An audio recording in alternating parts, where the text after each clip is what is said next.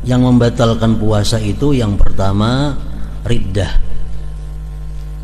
Riddah artinya apa? Memutuskan Islam, baik dengan niat atau perkataan atau perbuatan. Murtad artinya. Baik dengan niat. Misal waktu puasa, seseorang ini dalam hatinya ada bergeritik, jakanya ada orang menyuruh aku bakafir, dalam hati bergeritik demikian. Nah, sudah kafirnya, sudah murtad. Puasa batal kalau perhatian puasa. Atau dengan perkataan. Contohnya banyak nih, ada dalam kitab spesial ngarannya Qawati'ul Islam. Itu kitab yang memuat khusus yang bisa memutuskan Islam seseorang. Perkataan contohnya, kalau aku ada mengambil itu, aku wani keluar pada agama Islam. Padahal ini ada ma'anu. Nah, ini murtad. Kalau perhatian puasa demikian, batal puasanya.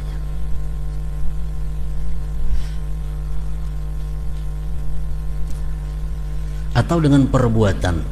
Nah, perbuatan seperti misalnya sujud kepada matahari, sujud kepada berhala. Nah, itu termasuk perbuatan. Kalau demikian waktu puasa, murtad, puasanya otomatis batal. Yang kedua yang membatalkan puasa adalah haid, nifas, dan melahirkan. Yang ketiga membatalkan puasa adalah gila.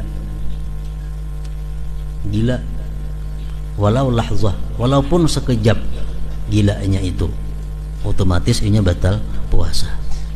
Yang keempat yang membatalkan puasa adalah al-igma was sukru idza amma jami'an nahar. Yang membatalkan puasa yang keempat itu adalah gila babi atau mabuk sepanjang siang, batal puasanya. Kalau mabuknya satu mat saja kada apa-apa, atau gila babinya satu mat saja kada apa-apa juga. Yang kelima yang membatalkan puasa adalah al-jima, bersetubuh, membatalkan puasa.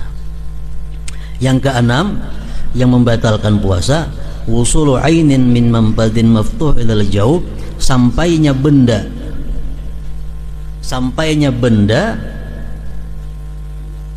dari lubang terbuka ke dalam rongga. Sampainya benda dari lubang yang terbuka ke dalam rongga. Lubang terbuka berapa buting kita bisa? Lubang telinga kiri kanan, lubang hidung 2 buting kiri kanan, mulut lawan kubul dubur, itu lubang 5 macam yang terbuka. Nah, kalau ada benda-benda yang sampai ke situ, ke dalam rongga, itu membatalkan puasa. Kalau mata kada termasuk, misal kalimpanan, batal lah puasa, kada masuk, kada batal itu. Kenapa? Karena mata bukan lubang yang terbuka. Orang bersuntik bulan puasa, batal lah, kada batal. Kenapa? Karena memasukkan kada di lubang yang terbuka. Kecuali suntikan ini untuk mengenyangkan, nah itu batal. Suntik kanyang itu batal.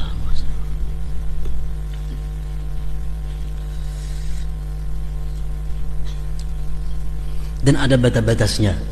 Talinga, misal masuk benda ke dalam talinga, itu kada tentu batal, ada batasnya.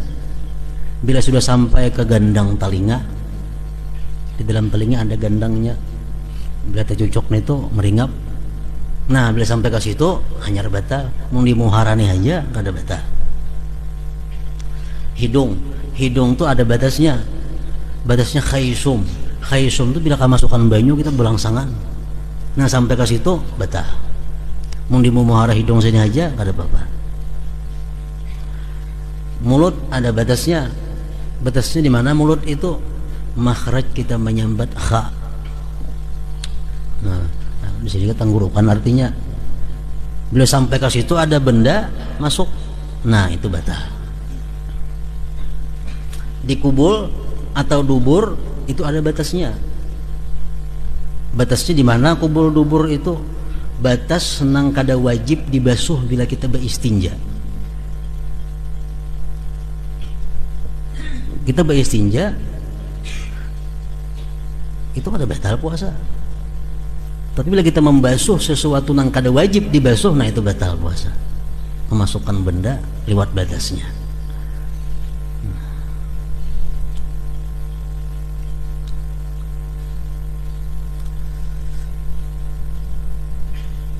Nah ini masalah yang paling banyak.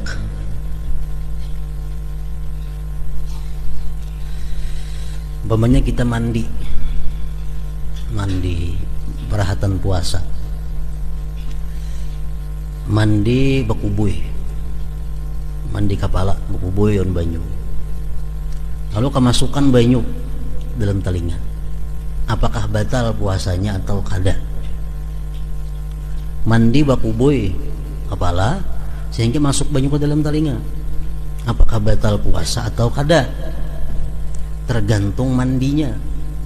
Kalau itu mandinya mandi yang diperintahkan, seperti mandi junub umpamanya, atau mandi hendak pergi ke sembahyang Jumat, mandi kepala kan, tak masuk banyu kada sengaja ke telinga, nah kada batal puasanya, kada batal puasanya. Tapi kalau mandinya mandi yang kada diperintah oleh agama, mandi berdingin-dingin aja, bakubui kepala nah, ke telinga masuk, nah itu batal puasanya. Lawan mandi benyalam di betang banyu, mau benyalam mandi, kemasukan banyu batal, walaupun mandi junub, walaupun mandi nang diperintahkan. Jadi lain beda antara mandi benyalam lawan mandi bakubui kepala. Kalau mandi bakubui kepala, kemasukan telinga kada apa-apa, asal mandinya mandi nang diperintah, mandi sunat atau mandi wajib. Kalau benyalam betang banyu, nah itu masuk banyu ke telinga, mandi nang wajib kah, mandi nang sunat, tetap batal puasanya.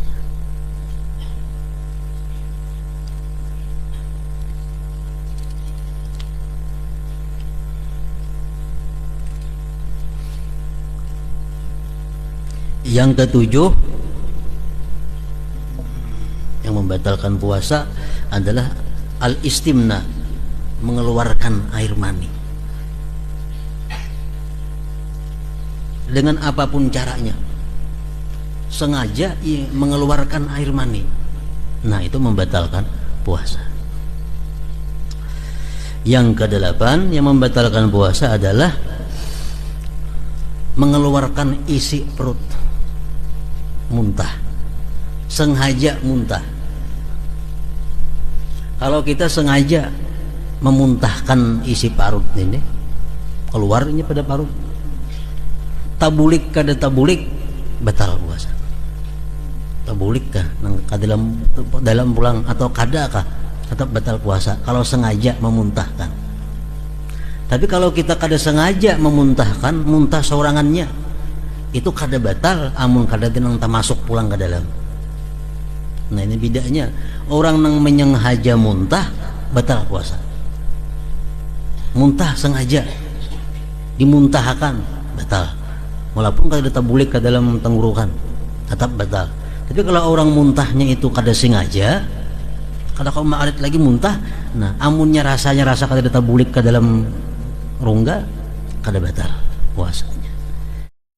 Makna daripada kalam al-alimul allamah al-habib Ahmad bin Zain bin Alawi al-Habsyi rahimahullah wa nafa'ana bi ulumih. Puasa mempunyai syarat-syarat tertentu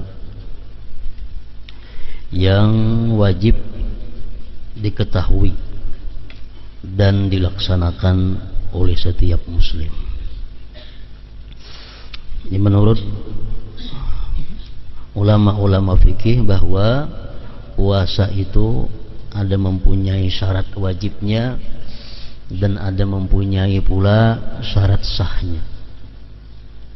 Artinya puasa itu ada mempunyai syarat wajib, kalau kada cukup syarat dia kada wajib berpuasa.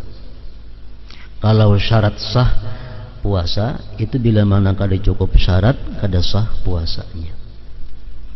Syarat wajib puasa oleh ulama fikih dijelaskan ada 5 perkara yang bila terhimpun 5 perkara ini pada diri seseorang, maka dia wajib melaksanakan puasa Ramadan. Pertama, Islam.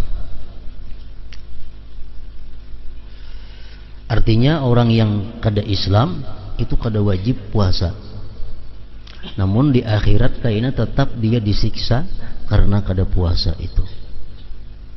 Yang kedua, taklif, balik berakal. Orang nang kada balik atau kada berakal kada wajib puasa.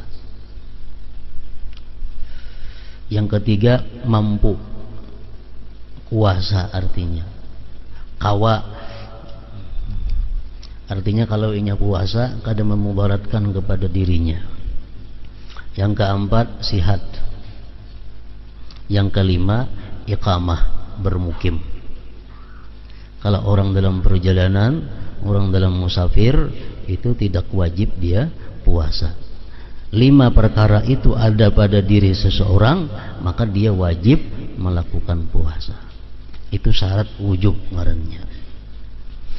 Kemudian yang wajib pula diketahui adalah syarat sah puasa. Nah, bila kada tahu syarat sah puasa, kada sah puasanya. Pertama, Islam. Yang kedua, akal. Orang kada berakal kada sah puasa. Tapi kalau orang kada balik, orang belum balik, walaupunnya kada wajib puasa, tapi sah andai kata dia puasa. Orang umur laki-laki umur 13 tahun atau bini-bini umur 8 tahun yang belum balik, kada wajib inya puasa, tapi andai kata dia puasa, puasanya sah asal berakal.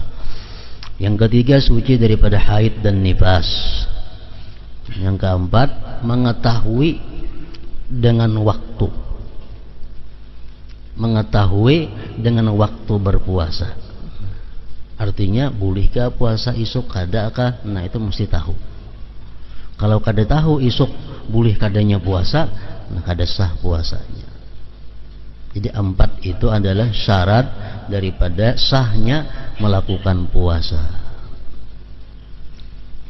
Puasa mempunyai syarat-syarat tertentu yang wajib diketahui dan dilaksanakan oleh setiap muslim. Di antaranya adalah mengetahui waktu tadi. Mengetahui waktu. Karena puasa ini macam-macam. Ada puasa itu wajib. Ada puasa itu haram. Dari sekira-kira waktunya. Ada puasa itu makruh. Ada puasa itu sunat. Jadi kita sebelum puasa kita mesti mengetahui dahulu waktunya itu. Isuk kalau puasa boleh kada. Nah, kemudian lagi yang terakhir yang perlu kita ketahui adalah hal-hal yang membatalkan pahala puasa. Puasanya kada batal, pahalanya nang batal. Artinya apa? Puasanya gugur kewajibannya, tapi kada dapat nilai. Nah, yang pertama adalah al-ghibah, kita menyambati orang.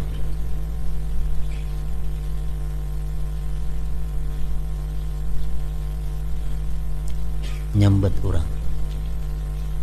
Mendengarkan Pak? Sama. Jangan nak menyambat orang, jangan nak mendengari orang yang menyambat orang. Sekali kita gibah pada waktu puasa, sudah ada pahala lagi puasa kita. Namun wajib kita meneruskan puasa.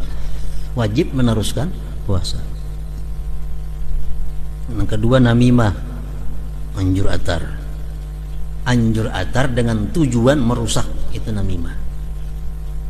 Anjur atar dengan tujuan merusak, itu namimah. Yang ketiga, al-kadzib, berdusta. Berdusta waktu puasa sudah ada beberapa pahala lagi puasanya, walaupun sekali. Yang keempat, an-nazar lima la yahrum aw lima la yahillu bi syahwatin. Memandang kepada sesuatu yang haram atau memandang yang halal tapi bersyahwat. Memandang sesuatu yang diharamkan walaupun kada ada syahwat tetap membatalkan pahala puasa.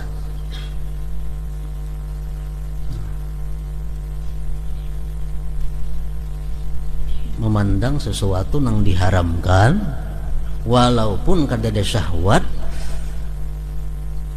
batal pahala puasa. Jadi kada orang puasanya juuk-juuk jalan-jalan ke situ kamari, besokan berjalan nak buka puasa berjalan kada kawa. Kenapa? Karena bisa kada kawa menahan mata daripada melihat yang diharamkan. Ini puasanya nol, kada apa-apa. Wajib meneruskan puasa namun pahalanya kada ada.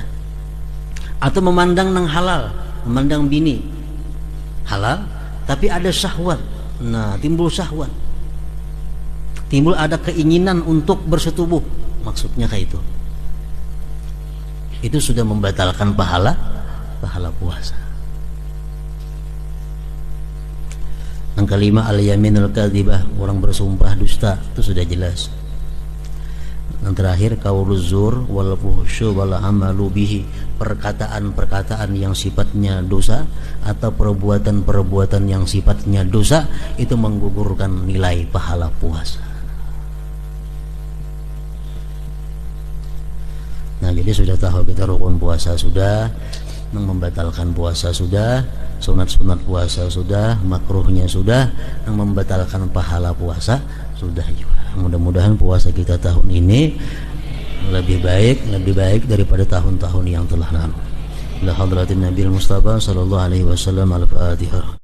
Niat itu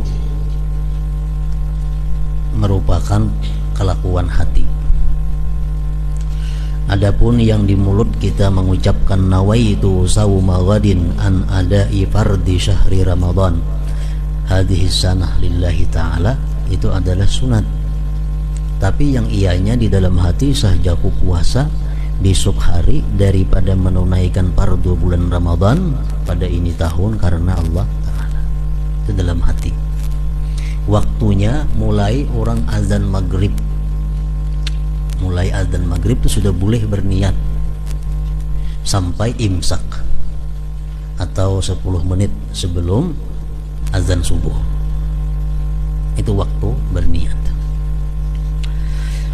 Dan disunatkan pula kita berniat pada malam pertama bulan Ramadan, niat sahjaku puasa 1 bulan Ramadan penuh karena Allah Ta'ala. Sahjaku puasa 1 bulan Ramadan penuh fardu karena Allah Ta'ala. Sunat malam pertama diniatkan demikian. Orang malas sembahyang witir, tetapi suka sembahyang tarawih. Ini tanda orang cari nama. Ada karena Allah. Kenapa? Karena antara tarawih dengan witir jauh martabatnya tinggi sembahyang witir itu. Kalau kita ketinggalan tarawih kada jadi masalah.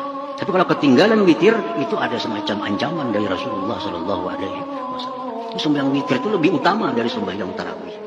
Sembahyang qabliyah ba'diyah lebih utama dari tarawih itu. Walaupun 4 rakaat, 2 rakaat ba'diyah, nilainya jauh lebih tinggi dari 20 rakaat tarawih. Kadang-kadang kita kada peduli ba'diyah, yang penting 4 tarawih. Ini yang kada mengerti. Padahal 2 rakaat ba'diyah isya itu jauh lebih mulia dari tarawih yang 20 rakaat. Jangan dikorbankan 2 rakaat ba'diyah isya demi untuk mengejar tarawih yang 20 rakaat itu. Nah, ini tartib ibadah.